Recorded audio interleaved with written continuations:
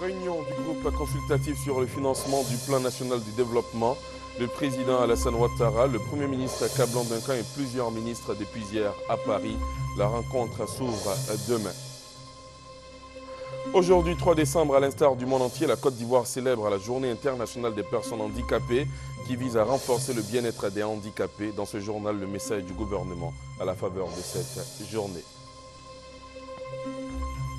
Et puis l'ouverture ce matin d'un séminaire autour de la lutte contre le racket en Côte d'Ivoire. Le rapport entre la lutte contre le racket, la paix, la sécurité et le développement au cœur des travaux. Le numéro 2 de l'unité de lutte contre le racket sera notre invité. Voilà pour les titres. Il est 20h à Abidjan et partout en Côte d'Ivoire. Bonsoir à tous. Merci d'être avec nous sur RTI 1 et bienvenue dans le 20h. Le président de la République Alassane Ouattara est depuis hier à Paris. Il va présider demain et après-demain la table ronde sur le financement du plan national de développement PND de la Côte d'Ivoire pour la période 2012-2015. Le président Ouattara a été accueilli dans la capitale française par le Premier ministre Daniel Kablan Duncan et une dizaine de membres du gouvernement ainsi que l'ambassadeur de Côte d'Ivoire en France, Charles Gomis. Témoignage Abiba Dambélé-Sawé. Le groupe consultatif aura lieu les 4 et 5 décembre. C'est une grande réunion organisée par la Banque mondiale et nous-mêmes. Une bonne partie du gouvernement là, avec, je crois, 10 ministres, le Premier ministre. Nous ferons l'ouverture le 4 décembre et nous espérons pouvoir mobiliser le maximum de ressources pour le financement du programme national de développement. C'est une réunion importante et nous pensons que les choses devraient bien se passer. Voilà, le chef de l'État était au micro d'Abiba Dambélé-Sawé. Elle ouvre donc ses portes demain, la table ronde sur le financement du plan national du développement PND de la Côte d'Ivoire pour la période 2012-2015. Quelle est l'importance de la rencontre de Paris? Quels en sont les enjeux? Élément de réponse avec David Gouedamobio. On le sait, l'ambition du chef de l'État, le président Alassane Ouattara, c'est de faire de la Côte d'Ivoire un pays émergent à l'horizon 2020. Et pour y parvenir, dira le président de la République, une nouvelle stratégie de développement claire et cohérent est nécessaire. Cette nouvelle stratégie a été élaborée et adoptée par le gouvernement le 28 mars dernier et intitulée « Plan national de développement pour la période 2012-2015 ». Cette stratégie reprend les grandes priorités du programme de gouvernement sur la base duquel les Ivoiriens ont accordé leur suffrage au candidat Alassane Ouattara en novembre 2010. Le plan national de développement, en abrégé PND, trace les grands axes de l'action gouvernementale tant au plan national que régional pour atteindre une croissance vigoureuse, soutenue et productrice d'emplois. Le PND vise également à réduire de manière significative le taux de pauvreté d'ici 2015. Ce plan définit les grands moteurs de croissance qui devraient permettre à la Côte d'Ivoire d'atteindre une croissance de 9% en 2013 et environ 10% en 2014-2015. À travers ce plan national de développement, la Côte d'Ivoire entend redevenir un havre de paix, un état de droit et de bonne gouvernance, une démocratie forte et solidaire où le secteur privé pourra bénéficier des meilleurs environnements des affaires en Afrique dans une économie dynamique et ouverte sur le reste du monde. Le PND, Plan national de développement, apparaît donc comme un document de référence pour tous les acteurs, tant au plan national que régional et international. Le succès du PND passe donc par l'implication des populations, du gouvernement, des institutions de la République, des élus, des opérateurs économiques, de la société civile et des partenaires au développement. Pour le président de la République, c'est à ce prix que la Côte d'Ivoire retrouvera la place qui est la sienne dans le concert des nations. À partir de demain 20h, donc, vous pourrez avoir les premiers comptes rendus avec notre envoyé spécial à Paris, Abiba Dambélé, concernant cette table ronde autour du programme national de développement de la Côte d'Ivoire. Il était face à l'Assemblée nationale ce matin, le ministre d'État, ministre de l'Intérieur et de la Sécurité, Ahmed Bakayoko. Il était face donc aux députés pour la présentation de 2 projets de loi, celui portant organisation des collectivités territoriales et celui portant modification du code électoral. Tous ces 2 projets de loi ont été adoptés. Vous aurez le compte-rendu de Laurent Banga dans nos prochaines éditions. Et puis j'en viens à ce tête-à-tête entre le secrétaire général adjoint des Nations Unies pour les droits de l'homme et le ministre délégué à la Défense, Paul Kofi Kofi. En toile de fond, la situation des droits de l'homme en Côte d'Ivoire et l'état des lieux au plan sécuritaire. Vous aurez également le compte-rendu de Marie-Laure Ngoran dans nos prochaines éditions. Elle prend forme à la lutte contre le racket en Côte d'Ivoire. Le ministère d'État, ministère de l'Intérieur et de la Sécurité, en collaboration avec la Banque mondiale et l'Association pour la promotion des exportations en Côte d'Ivoire, organise depuis ce matin un atelier de réflexion. Thème, enjeu de la lutte contre le racket, sécurité, paix et développement. L'atelier, qui durera une semaine, vise à sensibiliser les forces de sécurité sur la nécessité d'éradiquer le phénomène du racket. On en parle dans un instant avec le commissaire de police Kwame Alain Oura, commandant second de l'unité de lutte contre le racket. Mais avant, suivons ensemble à ce compte-rendu signé Abou Sanogo. Le présent atelier vise à sensibiliser les acteurs que sont les forces de sécurité, non seulement sur les conséquences du racket et sur l'économie nationale et l'image du pays, mais aussi sur les risques et sanctions qu'elles encourent en s'adonnant à de telles pratiques. Ce qui est frappant, c'est qu'on voit, ce qui touche les gens, c'est le racket dans la rue. Je vous engage à monter au créneau pour que nous puissions éradiquer le racket. Ce racket qui est si visible, qui déstabilise nos compatriotes. Parce que moi, je ne laisserai pas prospérer. La Banque mondiale et l'Association pour la promotion des exportateurs de Côte d'Ivoire, APEXI, à travers la mise en œuvre du projet d'appui à la revitalisation et à la gouvernance des petites et moyennes entreprises, s'engagent à aider le gouvernement ivoirien à éradiquer ce phénomène.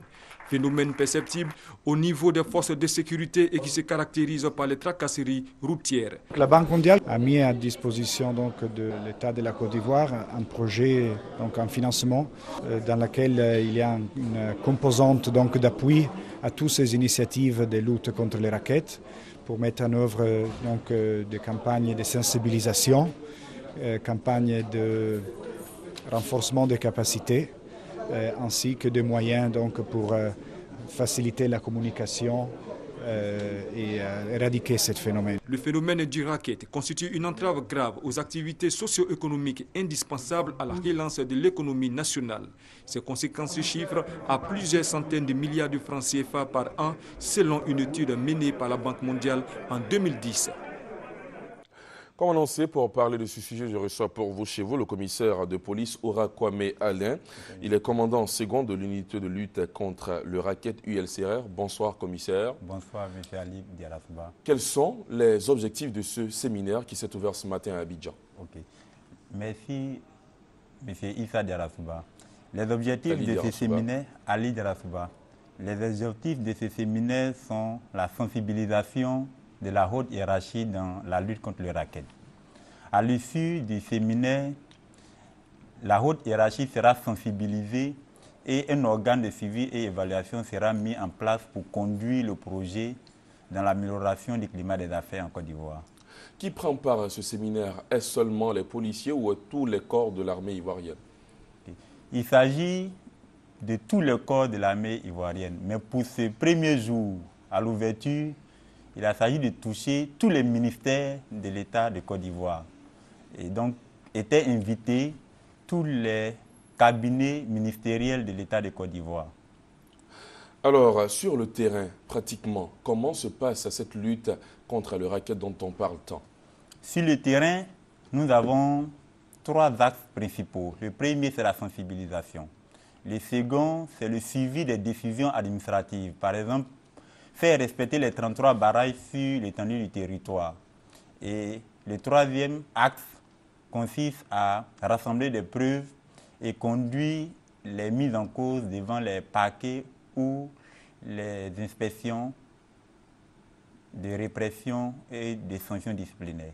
Mais on n'a pas encore eu écho d'un cas de répression, de sanctions sur le terrain d'un agent pris en flagrant délit de racket. Est-ce que vous en avez sous la main?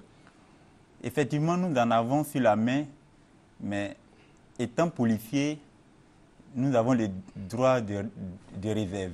Et donc, tous les cas dont nous avons connaissance sont confiés au ministre de l'Intérieur et en son temps, il prendra les décisions. De quelles sanctions est passible un agent pris en flagrant délit de racket sur le terrain? Et cela relève d'une question à deux volets.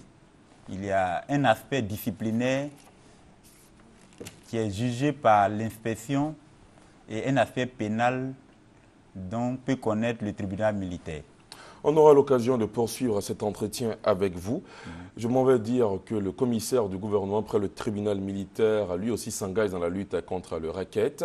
Il a d'ailleurs eu une séance de travail avec l'ensemble des officiers de police judiciaire de l'unité contre le racket. Le procureur militaire leur a rappelé leur mission, celle de réprimer le racket avec comme consigne la tolérance zéro, nous dit Abou Sanogo. La répression du racket est un axe important de la politique criminelle militaire. Au cours de la séance de travail avec les agents chargés de la répression du racket, le commissaire du gouvernement Ange Kessi Kwame leur a rappelé leur mission, à savoir réprimer sévèrement ce phénomène avec comme consigne la tolérance zéro. Le commissaire du gouvernement Ange Kessi Kwame a exhorté les enquêteurs à faire mieux en allant sur les lieux de leur propre initiative sur plainte ou dénonciation. Au corridor, ils doivent démanteler les kiosques ou guérites qui servent d'abri aux agents véreux.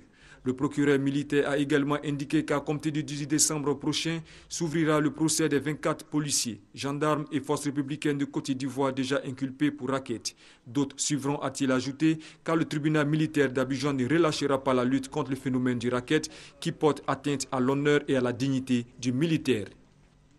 Commissaire Ora Kwame Alain, quelles sont vos méthodes pour traquer les agents qui font du racket sur le terrain? Nos méthodes sont simples. La première méthode, c'est la dénonciation par des numéros verts que nous avons mis en place. Ils sont fonctionnels, ces numéros verts? Et ces numéros verts sont fonctionnels 24 heures sur 24. Et je vais profiter pour souligner le fait qu'il s'agit de 4 numéros dits le centre d'appel provisoire, en attendant la mise en place d'un centre d'appel définitif. Et lorsque vous êtes joint par un quelconque citoyen pour dire qu'il a vu des policiers en flagrant délit de racket, comment vous agissez concrètement? Nous avons deux types de réactions. La première consiste à impliquer la hiérarchie que nous voyons rapidement par téléphone. Et la seconde, lorsque nos équipes sont non loin du lieu de la commission de l'infraction, nous intervenons et nous pouvons agir en flagrant délit. Est-ce qu'on peut dire que ces méthodes ont fait leur preuve sur le terrain? Effectivement, nous avons un certain nombre de personnes mises en cause dans notre structure qui montrent que nos méthodes sont efficaces. On va terminer avec la composition de l'unité de lutte contre le racket. L'unité de lutte contre le racket compte à ce jour 417 agents, composés essentiellement de policiers, de gendarmes, de FSI, des eaux et forêts et des douaniers. Merci à vous, commissaire Ora Kwame Alain. Avec vous, on a parlé de ce séminaire qui s'est ouvert ce matin concernant la lutte contre le racket initié par le ministère de l'Intérieur et la Banque mondiale. Merci à vous. Merci, monsieur. Il existe désormais en Côte d'Ivoire une charte pour le bon usage de l'Internet. Elle est composée de 12 articles qui orientent l'usager d'Internet. Alors la découverte de cette charte avec Fatou Fofana. Comment adopter un bon usage de l'outil Internet? L'Association des usagers d'Internet en Côte d'Ivoire a répondu à cette question par la création d'une charte des bons usages d'Internet. Chacun doit pouvoir faire la promotion de l'Internet. Donc, à travers les différents, les différents organes qu'il a, les parents feront la promotion de l'Internet, de ces bons usages avec leurs enfants, en leur donnant des conseils, notamment à travers les articles de la charte. Les entrepreneurs pourront donc faire la promotion des bons usages de l'Internet dans l'entreprise en faisant la promotion à travers l'article de la charte qui concerne directement l'usage de l'Internet en entreprise et ainsi de suite. Et à l'école, ce sera la même chose. Composée de 12 articles, la charte des bons usages d'Internet oriente de façon générale l'usager d'Internet. Elle fait la promotion d'un usage éthique, correct et courtois d'Internet dans le respect de chacun. Les 12 articles sont représentés chacun par un symbole facile à distinguer et à retenir. La charte fait notamment cas du droit fondamental d'accès à Internet, du respect des droits de propriété intellectuelle et de la protection de la vie privée.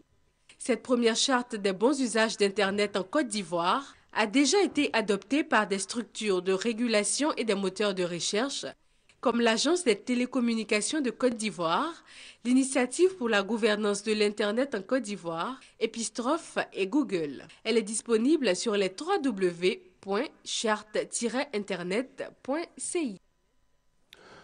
Aujourd'hui, 3 décembre, à l'instar du monde entier, la Côte d'Ivoire célèbre la Journée internationale des personnes handicapées. Je propose de suivre maintenant le message du gouvernement à la faveur de cette journée. Toute personne dans l'incapacité d'assurer par elle-même tout ou une partie des nécessités d'une vie individuelle ou sociale normale du fait d'une déficience congénitale ou non de ses capacités physiques ou mentales est appelée personne handicapée. En Côte d'Ivoire, l'on enregistre plus de 85 000 personnes handicapées selon le recensement général de la population et de l'habitat de 1998. À l'occasion de la Journée internationale des personnes handicapées, le gouvernement exhorte les populations à lever les barrières pour créer une société inclusive et accessible à tous.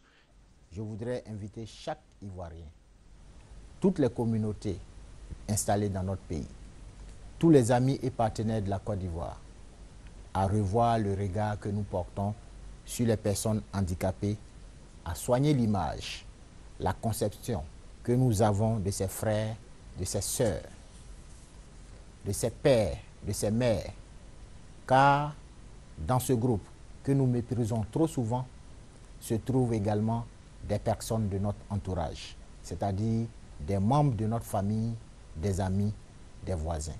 Le gouvernement s'engage à prendre dans les jours à venir diverses mesures pour réduire les difficultés que rencontrent les personnes handicapées.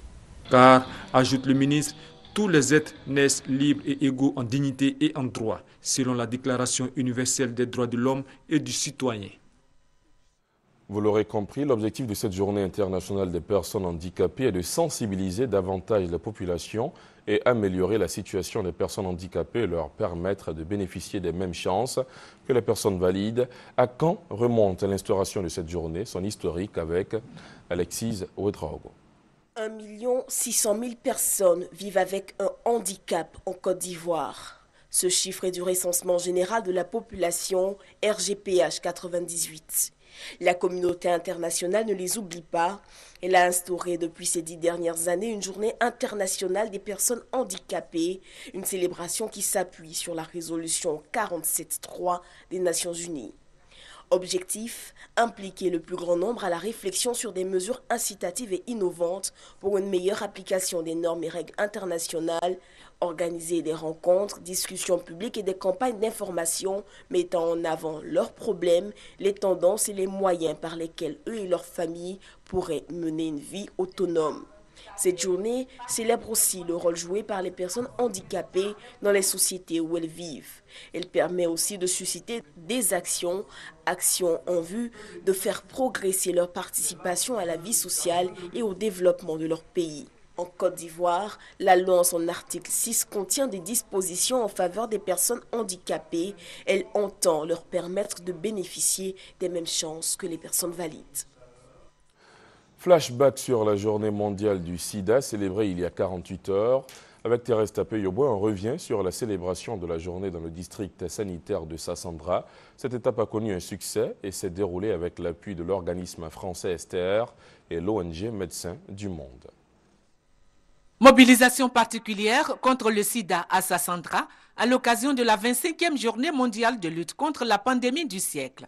Cross-country et défilé ont marqué cette journée qui a été célébrée à la place du Saint-Esprit de Sassandra. Evelyne Naekba, porte-parole de la plateforme associative des ONG engagée dans la lutte contre le VIH-Sida dans le district sanitaire de Sassandra, a révélé que 99% des femmes reçues à la maternité de l'hôpital général ont accepté le dépistage. Quant au docteur Alfred Ablo, directeur départemental de la santé, il a quant à lui posé le problème de la gestion des dépistés positifs au VIH-Sida. Ils sont nombreux qui s'évanouissent dans la nature et sont donc perdus de vue, abandonnant ainsi le traitement et la prise en charge qui sont pourtant gratuits. Cette année, seulement 13 femmes sur 107 dépistées positives ont accouché dans les centres de santé. Il faut donc accroître la sensibilisation, a dit le directeur départemental de la santé, qui fait remarquer que l'équipement et la formation des agents de santé ne font pas défaut.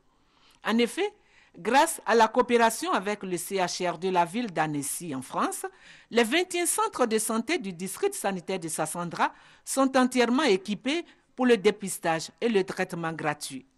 La ville d'Annecy assure aussi la formation des agents du district à travers des stages en France, ce qui fait qu'à Sassandra, les malades ne se déplacent pas. Les agents de santé vont même jusqu'à leur domicile pour leur traitement, pour leur prise en charge. L'expérience de Sassandra est unique et fait école. C'est réjoui Dr Ablo. Les organisations non gouvernementales œuvrant dans le domaine du développement ont décidé de s'unir. Elles ont pris l'engagement de fédérer désormais leurs actions à travers une fédération, la FEDOSI. L'Assemblée générale constitutive a eu lieu il y a quelques jours ici à Abidjan. Fatou Fofana. Elles ont décidé de s'unir pour être beaucoup plus fortes.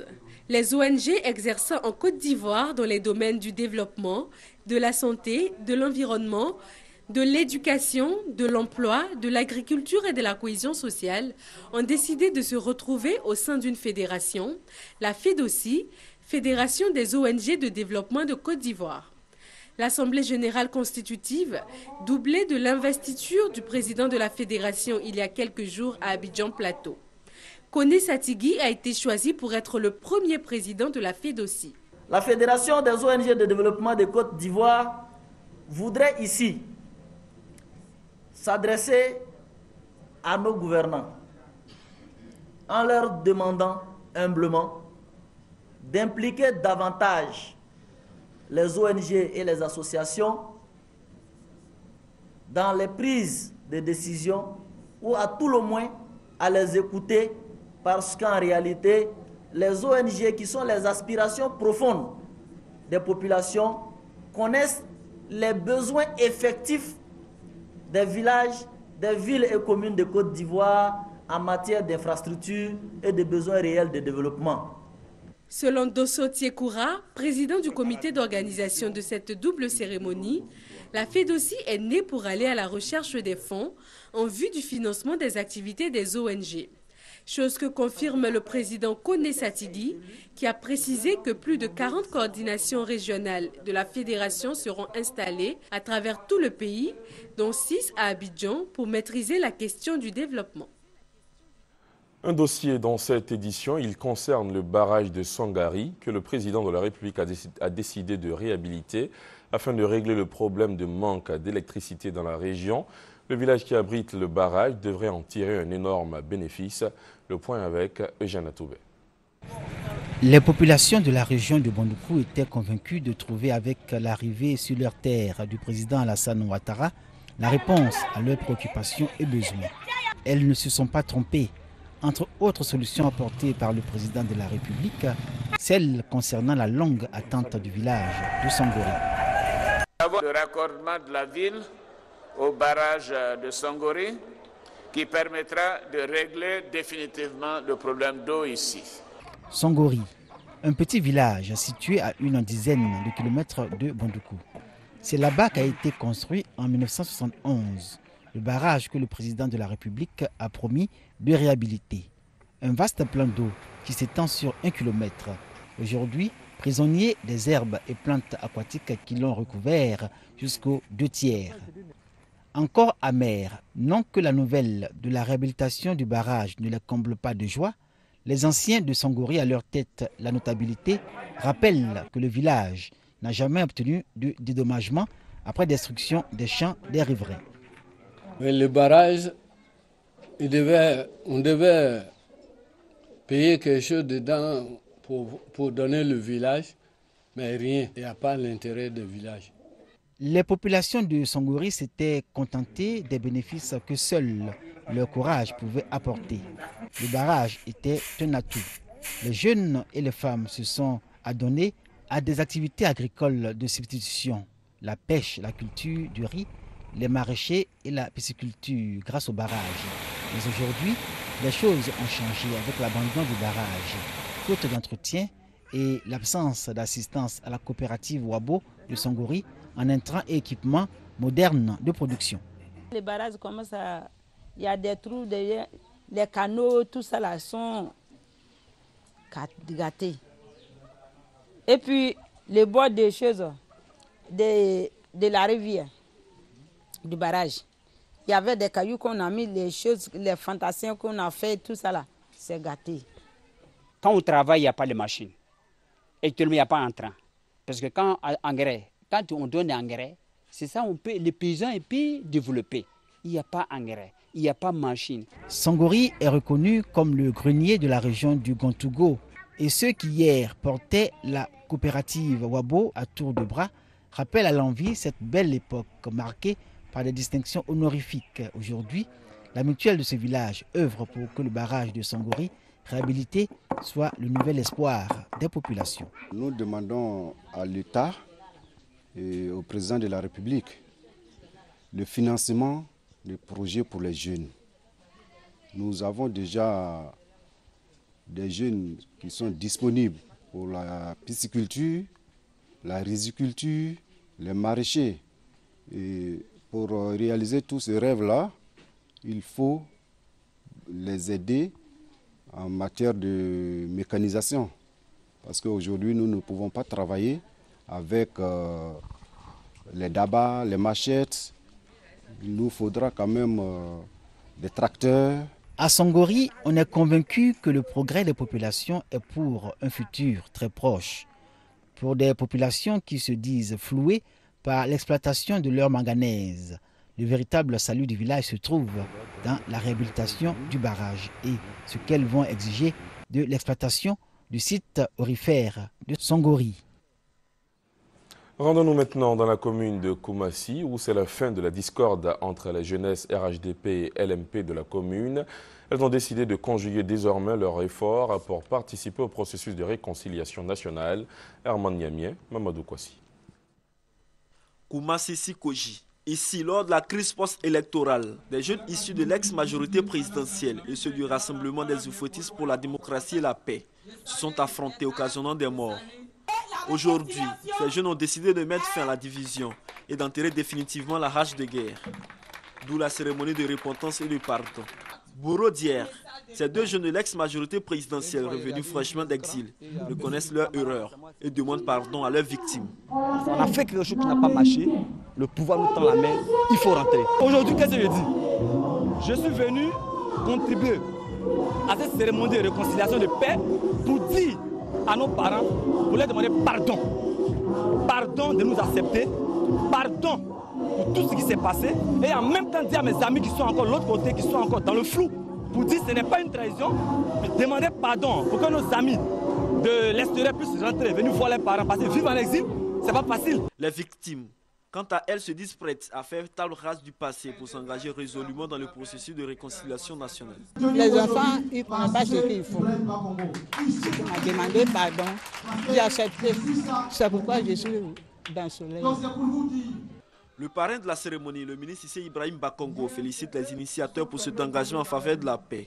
Il se dit prêt à les accompagner pour une cohésion sociale réussie au sein de la population. Tant que l'initiative qu'ils ont prise sérieusement vécue, tant que la réconciliation qu'ils viennent de sceller est sincère, réelle, nous serons là à leur côté pour les appuyer. La cérémonie a été aussi l'occasion pour le président de la coalition de la jeunesse patriotique pour la réconciliation et la paix, Zadi Guégué, d'inviter les exilés à saisir la main tendue du président de la République pour mettre fin à la méfiance. Aux autorités ivoiriennes, il leur demande également de poser des actes forts afin de rassurer les exilés. Parlons maintenant de l'élection de la Miss CEDEAO en présence du ministre ivoirien de l'intégration africaine Ali Koulibaly. La Miss est de la Guinée. La candidate numéro 4 de la Guinée a été donc désignée du haut de son mètre de 170 cm pour 55 kg avec 115 points.